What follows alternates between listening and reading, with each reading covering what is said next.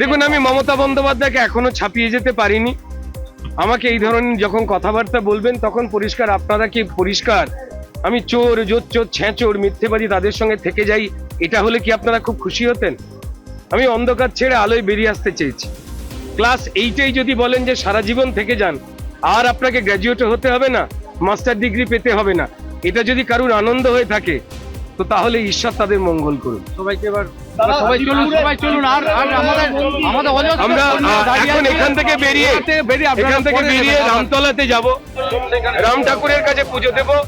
মায়ের কোলে করে ছোটবেলাতে যে রাম ঠাকুরের কাছে ছোটবেলা থেকে যেতাম, যে মেলায় যেতাম, সেখানেই আসল কাজ। আমার মনে হয় যে যদি আপনারা সেখানে যান, আমার নিজের ভালো লাগবে যে প্রত্যেকেই সেই পবিত্র জায়গাটায় গেলাম।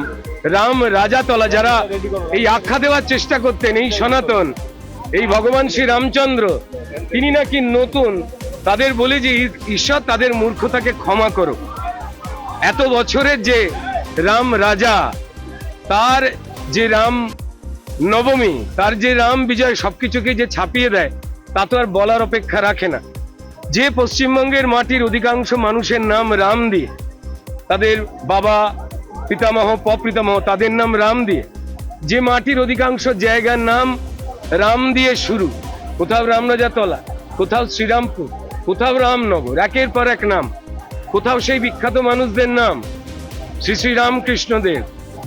আমি কি বলবো, ভগবান আরাধনার আর এক বড় কাণ্ডারি সাধক রামপ্রসাদ, কার কথা বলবো? আমি যদি রাজা রামমোহন রায় বলি, আমি যদি শিল্পী রামকিঙ্কর বেজ বলি, এবং সব থেকে বড় কথা, সেকুলারিত্বের মিথ্যে ঝান্ডা ওড়ানো সীতারাম চুরিকে বলি, যদি আপনাদের স্মৃতিশক্তি চুরি না হয়ে গিয়ে থাকে, এই বাংলার মাটি যে রামের মাটি, আর যেখানে দুর্গাপুজো এই সময় যখন হয়, সেটা যে ভগবান রামচন্দ্রের জন্যই হয়েছিল, সেই ইতিহাস, সেই কাহিনী আপনারা মুছে দেওয়ার চেষ্টা করছেন কি করে? তো তাই আমি সনাতনের আমাদের এই মাটি, এই শঙ্কর মঠ, আমাদের এই রামরাজাতলার রাম মন্দির, আমরা সেখানে যাব।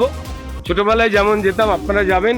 অগণিত মানুষ এসেছেন, তারা পাশে দাঁড়াতে এসেছেন, তারা সঙ্গে থাকতে এসেছেন, তারা অন্ধকার দূর করতে এসেছেন, যাতে এই ক্রিমিনালের রাজত্ব বন্ধ হয়, যাতে মানুষ একটু নিঃশ্বাস নিতে পারে, একটু জল, পচা খাল, নোংরা পেরিয়ে সুস্থ নিঃশ্বাস নিতে পারেন, তার জন্য এসেছেন।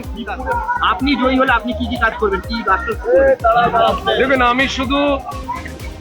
আমি এমন জায়গায় দাঁড়িয়ে রয়েছি, আমাদের ছোটবেলা থেকে হাওড়ার যে জায়গাটা আমাদের পবিত্রতার সব থেকে বড় আস্থার জায়গা ছিল, আমাদের প্রিয় শঙ্কর মঠ।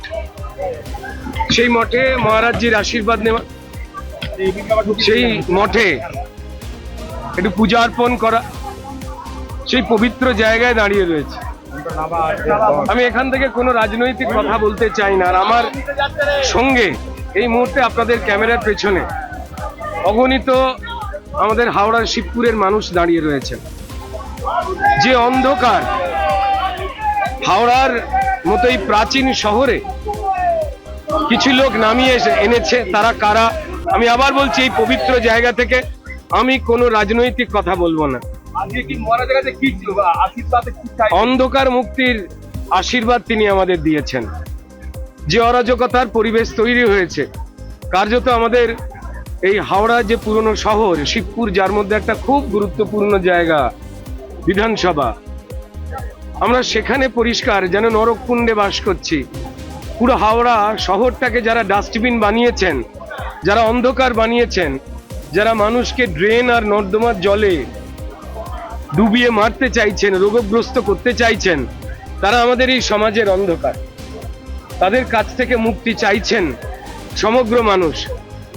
চিরকাল কিছু অশুভ শক্তি থাকে, তারা এক এক সময় এক এক ছদ্মবেশ পাল্টে পাল্টে আসে। তেমনি শিবপুরে কেউ ছদ্মবেশ পাল্টে আসবার চেষ্টা করছে, যাতে যারা অন্ধকার তৈরি করেছিল যেন তাদের চিনতে অসুবিধা হয়। কিন্তু আমি নিজে বিশ্বাস করি, এই মাটির সন্তান হয়ে এই শঙ্কর মঠ, এই পাশেই কেদারনাথ স্কুল, যেখানে আমার পড়াশোনা করা, বড় হওয়া, আমি এখানে যেমন কোনো ভোটার দেখতে পাই না। আমি দেখতে পাই তারা কেউ আমার বন্ধু পুরনো, কেউ দাদা, কেউ মাসি, কেউ পিসি, এখানে কেউ আমাকে অধিকাংশ জনই রুদ্রনীল ঘোষ বলে ডাকে না, তারা আমাকে বাবাই বলে ডাকে। আমার খালি মনে হয় যে যে অসুবিধায় তারা রয়েছেন সে অসুবিধা আমার আত্মীয়, আমার স্বজন, আমার যারা প্রতিবেশী তাদের। তো সেই অন্ধকার দূর করার যে প্রয়াস, যে ইচ্ছা, তা সবার মনে রয়েছেন। ঈশ্বর বলেন যে অন্ধকার দূর করো, আলো আনবার জন্য লড়াই করো। 2024 সেই আলো আনবার জন্য লড়াই করা। যারা অন্ধকার তৈরি করছেন তারা অনেক পরিশ্রম করেছেন, তাদের ক্লান্তিকে মেনে তাদের ছুটি নিয়ে অবসরে যাওয়ার পালা।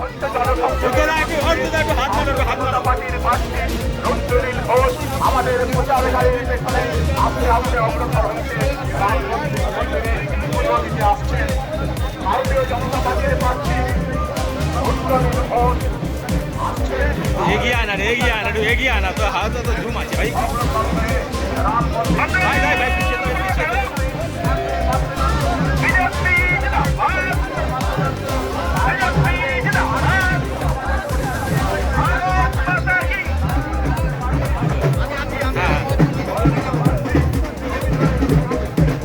ভারতীয় জনতা পার্টি মনোনীত প্রার্থী শিবপুর কেন্দ্রের মাননীয় রুদ্রনীল ঘোষ মহাশয় বিশিষ্ট